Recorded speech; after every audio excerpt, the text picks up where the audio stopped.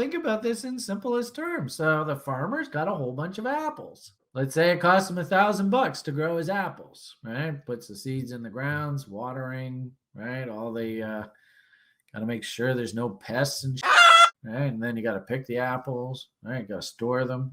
Maybe it costs him $1,000 to grow his apples. If he goes to market and he's the only guy who has apples, nobody else has any apples, and everybody's got tons of money because the government just announced a stimulus program, and they literally are giving everybody like a check at once a month. Who can do the math? You're the only guy who's got any apples. Nobody else has any apples. Can you dictate the price that you can charge people for apples? Maybe you got like 1,000 apples and your cost is $1 an apple. Could you charge $2 an apple?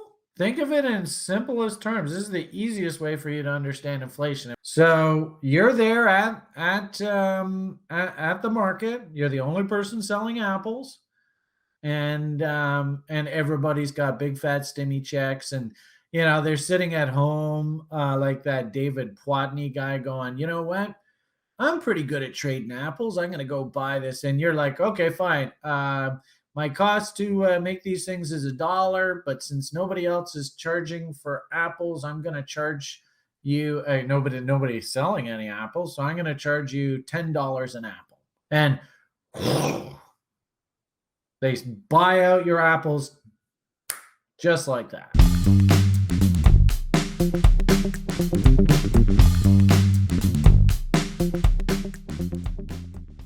Today, I was supposed to do part 2 of the inflation deflation. And we talked yesterday about the cost push and demand pull part of the inflation equation. And we talked about Artem, wasn't that you? And we talked about your apples. So I think everybody understands what happens when you have supply bottlenecks now and how that affects inflation. And then to add insult to injury, not only do you have the supply bottlenecks, but our beloved governments acting like total idiots just went and handed out free money to everybody, thinking that was the right thing to do. But if you have supply bottlenecks and there just isn't that much supply of stuff around, and you give everybody a whole bunch of free money, well, that just creates bidding wars, right? And think of our apple scenario and Artem and his $1,000 bushel of apples, and people end up paying $1,000 for one apple. And of course, Artem loves it, but if that happens right across the society, Artem's going to go and buy his loaf of bread, and he's going to find that the loaf of bread is also $1,000 because it got bid up as well. So that's the one side of the equation. Now, the second side of the equation is, how is falling international currencies and a rising US dollar index how is that deflationary? So that's this conversation. The Americans, with their stimmy checks, and of course this is sort of a con on what the hell a stimmy check is actually worth, but if they're the only ones with money, they're the only ones who are going to buy Artem's apples. And in fact, those stupid Americans, they're willing to pay $50 for an apple. They love those Ukrainian apples. They are sexy hot. In fact, I think they're even an aphrodisiac.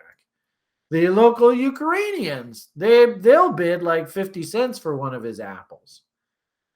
And Artem's sitting here going, well, I need at least $1 to break even. So Artem, are you going to take your where are you going to take your apples? Are you going to try and sell your apples locally? All right. So are there a couple people in Japan that also grow apples? And they're like, screw those Ukrainian apples. They suck. Horse. You got to try Japanese apples. They're the shit. Well, why don't you sell the Japanese apples into Japan? Well, nobody's here. Everybody's old and they're all dying. Nobody's got any money. They're all dead broke. Oh, and by the way, The Japanese central bank is owned and operated by the U.S. Federal Reserve. Oh, didn't know that. How about the Canadian central bank? Oh, it turns out they're owned by the Rothschilds, who happen to own 20% of the U.S. Federal Reserve. Oh, so it's basically the same people.